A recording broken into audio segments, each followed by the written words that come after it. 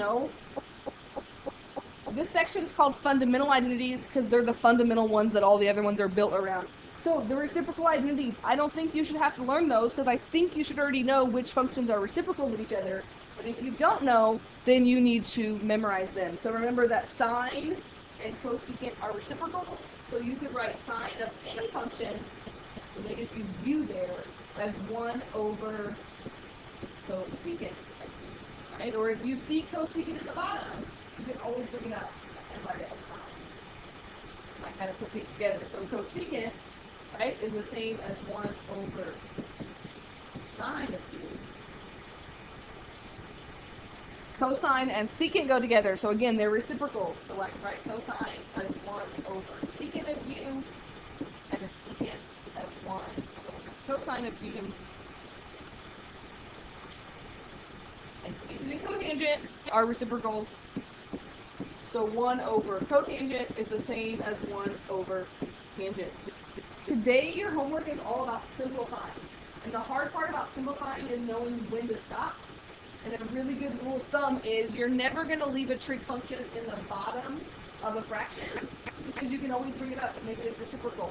And 1 over tangent doesn't look nearly as simplified as cotangent. And so these we're going to use all the time as we do these. This also is the same slide that I gave you in 4.4. Remember that not only are tangent and cotangent reciprocal with each other, but we can also write tangent and cotangent in terms of sine and cosine. Because remember that tangent is y over x. So that's where this comes from. That's why I call it the quotient. So y is the same as cosine. So tangent can always be written sine of u over cosine. Y over x minus y. And cotangent, if you remember that they're reciprocal, then you know what tangent is. You just flip it over, right? Cotangent is x over y, or that's why it's cosine over sine. Again, if you don't know that, you need to memorize that before we have a test again.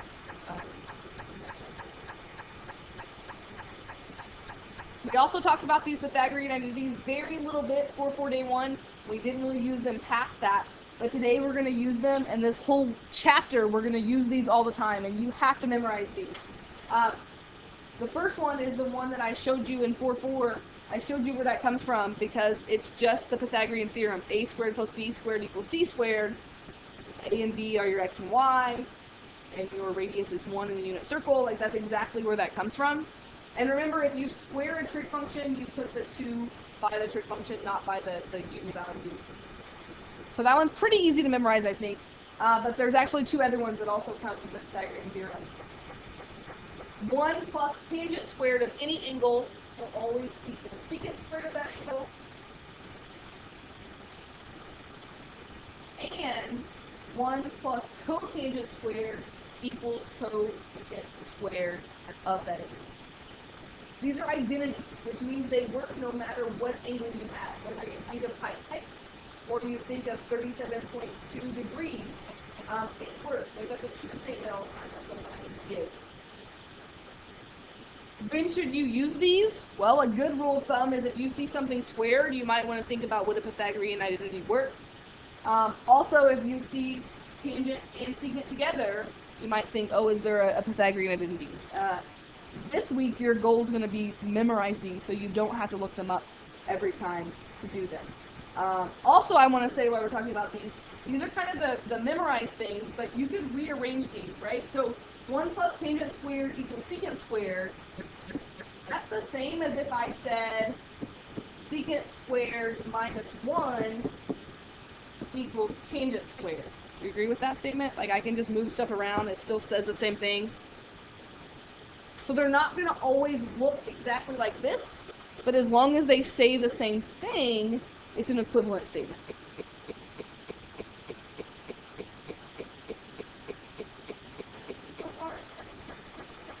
I got one more page of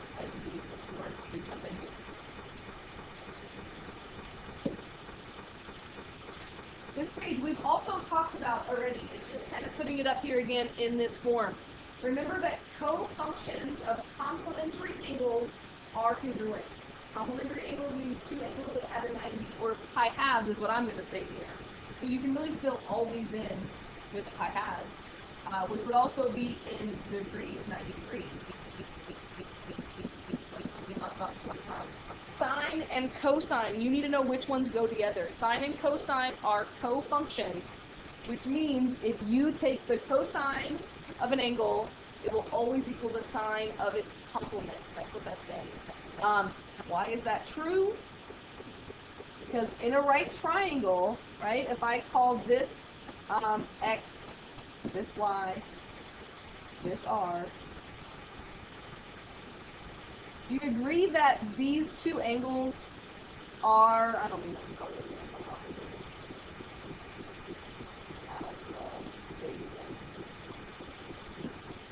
do you agree that alpha and beta are complementary angles? In a right triangle, if this one's 90 degrees, do the other two angles have to add up to 90 degrees? Yes. That's where all of these come from. That's why it works. Because if I took the sine of alpha, I would get y over r. If I took the cosine of beta, I would get y over r, because the opposite and the adjacent sides are just switching places. That's why complementary angles, co-functions are congruent. So that's kind of like, not really a proof, but kind of an explanation of why this is true. What you need to know is you just need to know which ones go together. So sine and cosine go together because the opposite and adjacent sides switch. Also, tangent and cotangent go together. Again, think about the opposite and y.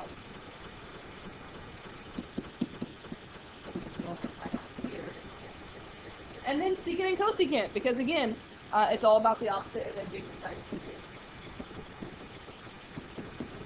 If you know which ones go together, and you recognize when you see pi halves minus an angle that you just exchange it with the other. That's all you need to know from that. But I like to kind of show you where that comes from.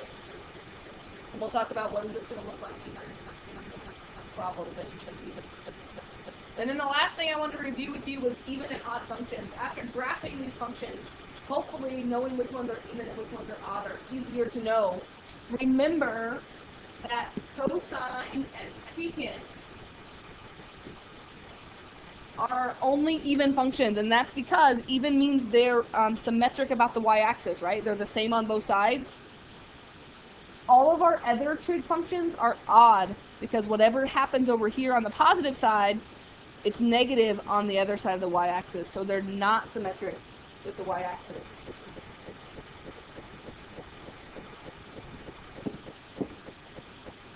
Right, so again, all of these things on these first 2 pages, not really new stuff. The Pythagorean ones, maybe the newest, because we barely talked about that.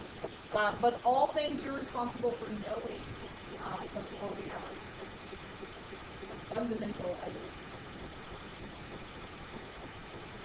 So today, we're just going to practice simplifying.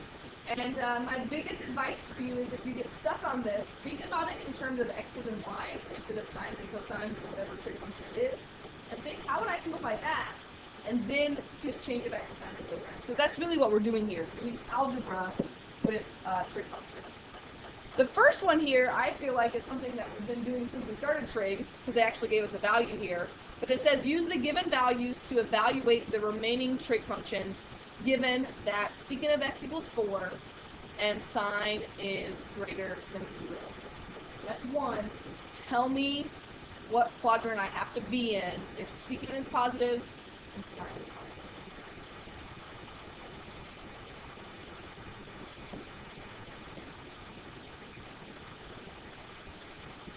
positive. Well, it says 1, secant is the same as the reciprocal of cosine, right? What you're really saying is we know secant is 4. We know that the cosine is 4, right? That's not a new concept. So if cosine is positive, that means x is positive. If sine is positive, that means y is positive. So the only quadrant that I could be in would be in quadrant 1. So make sure you pay attention. What quadrant am I in first before I start thinking of this? And then this is just drawing a picture, right? If I draw my triangle here, and I know that the cosine is 1/4, that means this would be 1. The hypotenuse would be 4.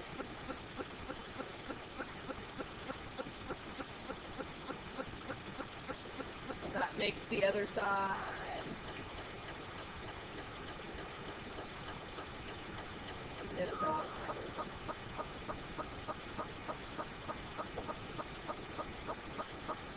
How would I find the other side of that triangle? Yeah, Pythagorean theorem. 4 squared minus 1 squared is going to equal that other side. 16 minus 1. Have to take the square root of that number, right? Pythagorean theorem should give me the square root of 15. And just like we've been doing since the beginning of this semester, if you know all 3 sides of a triangle, you should be able to give me all of the trig values. The one thing I would say be cautious of on your homework is if you're not in quadrant 1 of those values is going to be negative, so make sure you think about that first. But now it should just be filling it in, right? The sine of x is opposite over hypotenuse, which would be square root of 15 over 4.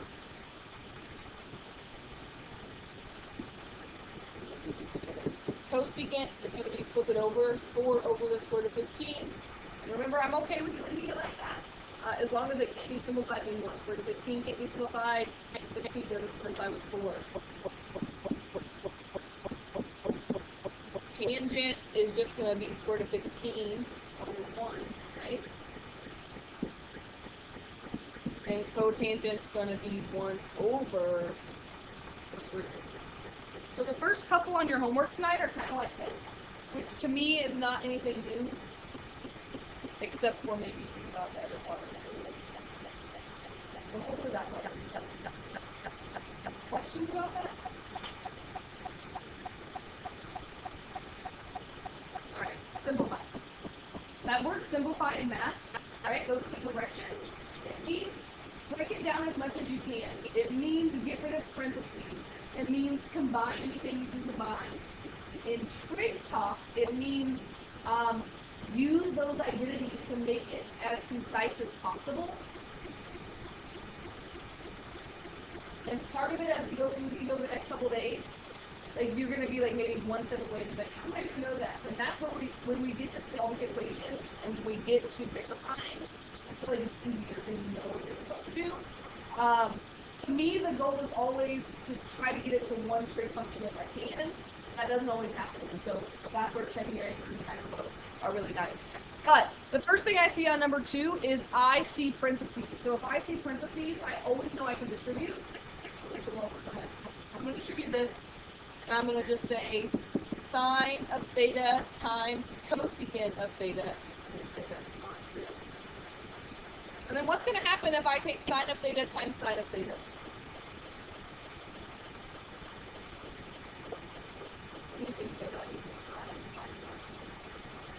Sine squared.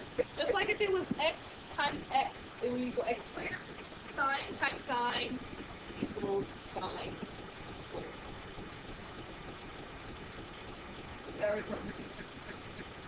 The new part for us, the trig part, is you have to look and see if anything simplifies. So when I see sine and cosecant, do you think of anything that you could rewrite them as, or anything that you know about sine and cosecant?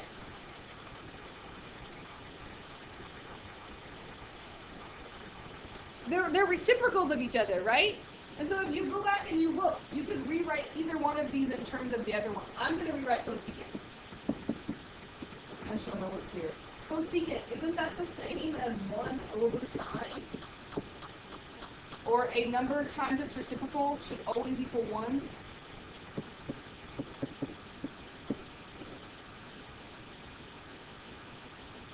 And then what's going to happen when I take sine times 1 over sine? Right? Think about the reciprocal of 3 is 1/3. It always equals 1. The reciprocal of 4/5 is 5/4. So these reciprocal functions, if they multiply by each other, you should always get 1.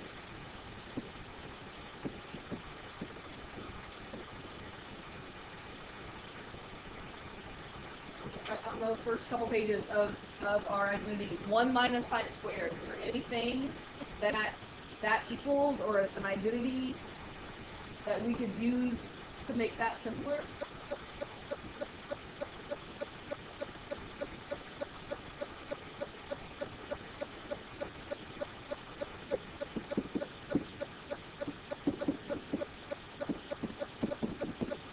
Sine squared plus cosine squared equals 1. So what does 1 minus sine squared equal? I subtracted that sine squared over. Do you see how that just equals cosine squared?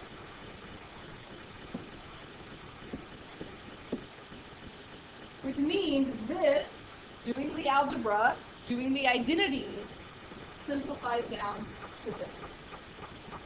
Which means hopefully I hope you see how important it is that you spend some time looking over these and learning these identities. Also, you're going to see why we're spending 3 days on this first section, because I want you to get the practices with this before we move forward. So please work on these every night as homework. Don't wait and think I'll just catch up later, because you're going to quickly fall behind if you don't stay caught up with this chapter. So today's kind of about identifying what I need to use. So look at number 3. Now look back at your identities that I gave you those first few pages and see if anything jumps out to you of, hey, I know what something that equals. What do we do next?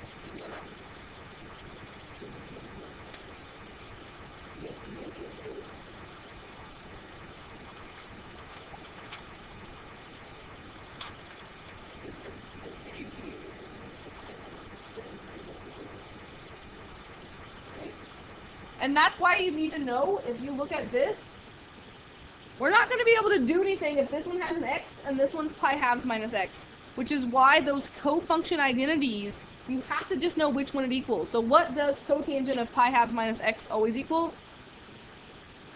Tangent of x. So I can replace that with the identity, which is tangent x cosine x. It already looks better, right? It already looks simpler by just replacing them. But then the question is, can I simplify it more? So now you want to look at what could I replace tangent with or cosine with if need be. And this is where you have to just kind of practice this, because you might say, well, I could change tangent to 1 over cotangent, but that doesn't really, that looks worse, right? What's the other identity that I could change tangent to? Yeah, we could write this as sine over cosine. And then, hopefully you see, this is, I think part of the reason I love chapter 5 is I really do quite really cross my. Maybe that's why I'm a teacher. Crazy. But simplifying, I love crossing things out. Which means that equals sine of x. Again, I always feel like it's lovely if it always equals just one trig function. They're not always going to simplify that way. But it's really nice when they do simplify. Because this is the first day, some of your homework today gives you hints on what to do. That's not going to always happen, but this is day 1. So look at the next column. It says factor and simplify, which means, yes, we can factor trig functions just like we factor with x's and y's and a's and b's. So when you look at something like number 4, you want to think about what common factor do those have? They both have a sine squared in them. So that means GCF, you can pull that sine squared out front. And I always call that the reverse distributive property. So I can take that back out front. And then just like factoring with in algebra 1, algebra 2, you just factor that out. And what's left over, your factoring is like dividing. So it's like we divided that out, so we're left with cosine squared x. And sine squared divided by sine squared is not 0, right? We're left with 1. Don't forget.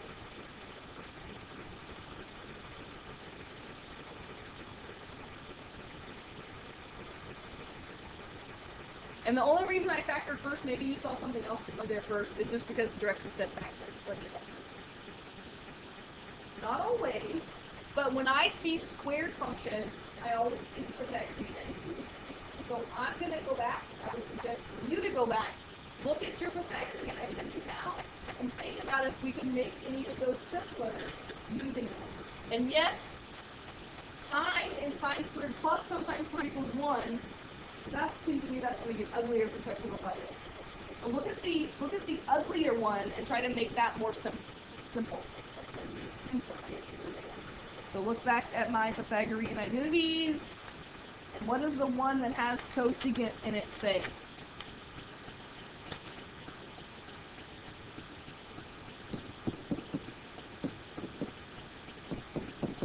And notice that in the original theorem I said u, and I just changed it to whatever the problem says. It could say theta, it could say x. We're going to use other Greek letters in this chapter, but if u means anything, it could be any value there. So then what you have to get better at is thinking about, does this equal this? Like, is this a version of this property? Right? And if I just subtracted 1 over here, you agree that that means cosecant x minus 1 will equal cotangent x. So I'm just using some algebra here as I do this. So now I have 9 squared x times cotangent squared x.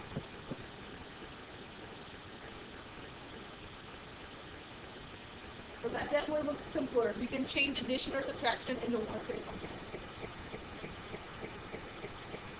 I like to do this example because sometimes people think if it's squared, the only thing you can use is that creativity. But we know that cotangent equals cosine over sine. Is that true? Is that right, Judy?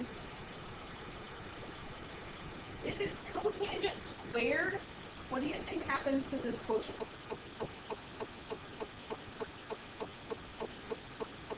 It's just squared too. It's an equation. If I squared this side, I would just also square this side. So yes, when I see squared functions, I always think Pythagorean identity first. But you can also use all those other functions, identities, if you just square them. Sine squared also equals 1 over cosecant squared, because you're just squaring both sides there. So you're allowed to change this to cosine squared over. And if you notice, I'm showing pretty much every step. That's because I know what's coming up. I know that proofs are coming up. In a proof, every step has to be easily followed. So a really good habit is don't just jump straight to the answer on this. Show me the substitution that cancels out, and that your answer here is just cosine squared.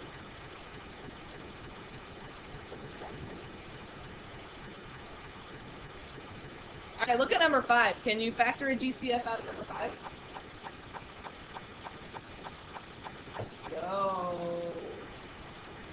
Sometimes I feel like I'm like Toilet Explorer.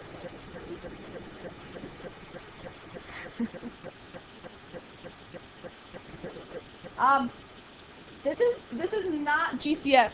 So you have to think about the other ways we factored, and this is where I think U substitution is helpful.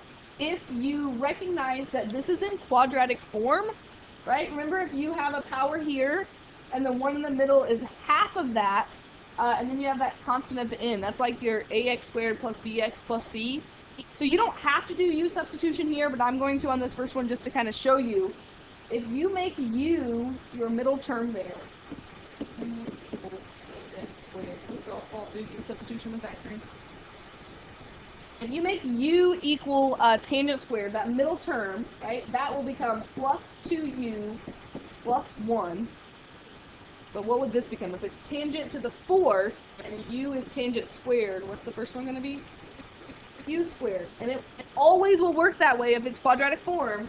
If the middle term is half the exponent of the first term, then you should always get that squared, not squared, constant.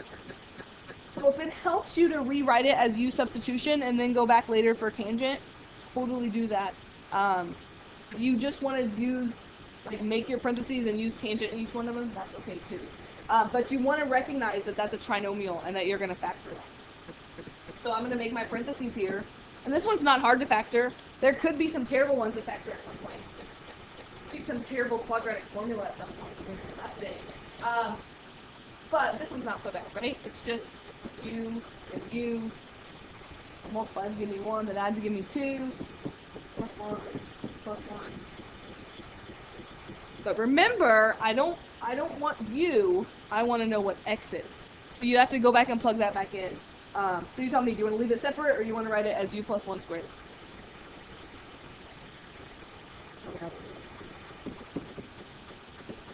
Okay, tangent squared plus 1 times tangent squared plus 1. Which you totally could have done that without the u. What multiplies to give me tangent to the 4th? Tangent squared times tangent squared. What multiplies to give me 1, then add to give me 2, plus 1, plus 1. But the u substitution kind of makes it look less entertaining. There's no equal sign here. We're not solving anything today. We're just simplifying it. So now, do we have an identity that's going to make that even simpler? Oh, it's the Pythagorean. I'm telling you, those are the, I think, the most important ones. 1 plus tangent squared equals secant squared, which means that both of these are just secant squared. Secant squared times secant squared, which I could simplify as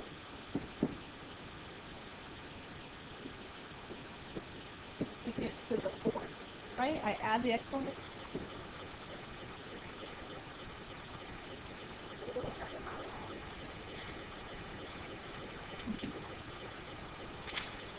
To me, these first few days, they're important, but I sometimes find them difficult because you don't know where to stop, and you get better at it. And eventually, you're either going to be solving the equation, or the identity is going to tell you where to stop, and you're going to know how to do it.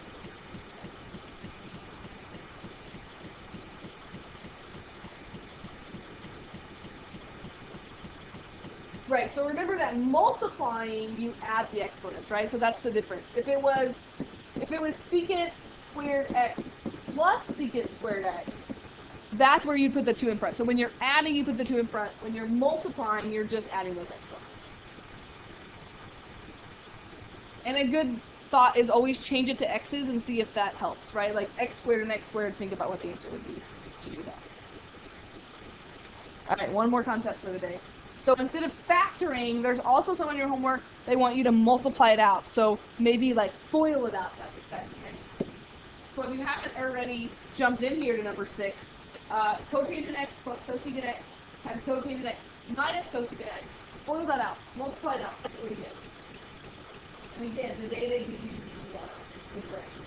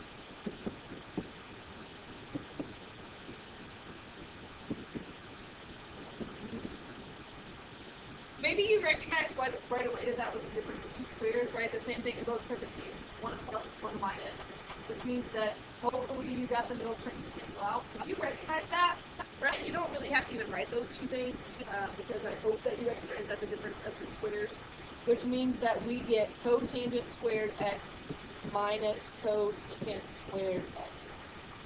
So part of the stuff today is doing the algebra for the different functions. And then the second part is, can I match that up with my identity to simplify it? And we have an identity that has cosecant squared and cosecant squared, right? 1 plus cotangent squared equals cosecant squared. So maybe you need to do some, I call this the side work or the brain work of making that match up. Or maybe you want to replace cosecant squared with 1 plus cotangent squared, that would work too. How do we just try to make it match? So if I subtracted cosecant over here, right, that would be the cotangent squared minus cosecant squared. But I still have that plus 1, so I have to move that back over here. So does that just equal -1?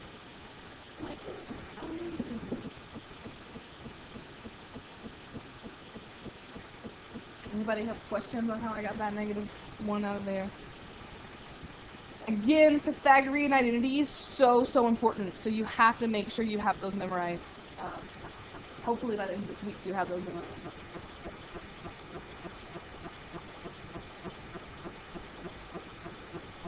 So then the same idea for number 7, because there's just 3 floating around in there. Again, difference of 2 squares, so I'm not going to do the middle term this time. But 3 times 3 is 9. And then the end one, -3 sin x times 3 sin x is going to be -9 sin squared x. We don't have an identity that has 9 in it, so what can we do with that? Could I just factor the 9 out first? Then I have 1 minus sine squared. And then again, how many of these have gone back to those identities? Does 1 minus sine squared equal something in our Pythagorean identities? Sine squared plus cosine squared equals 1. So yeah, I could just subtract the sine over, and that equals 9 cosine squared.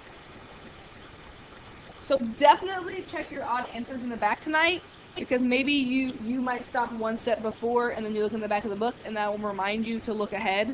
The even ones, obviously you can't check those, but hopefully checking the odd ones will help you. And again, we're spending 3 days on this section because I'm just trying to give you a little bit at a time. Like today we didn't do any with like common denominators. That's exciting. Common denominators with trig functions. But we're trying to build up this this list of ways that we have to simplify trig functions. So it looks like a lot of problems, right? I jumped around, so there's not really like any multiple degree. The beginning ones are just drawing a triangle, and then there's some that are not that, like there's just 2 things. They're not as complicated as some of the bigger ones that we did.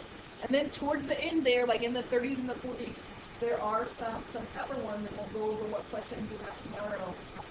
And then I think the last 3 are multiple choice. But please, in the habit of checking your answers, please work on this homework and complete as much as you can, right? Because we are just going to keep building up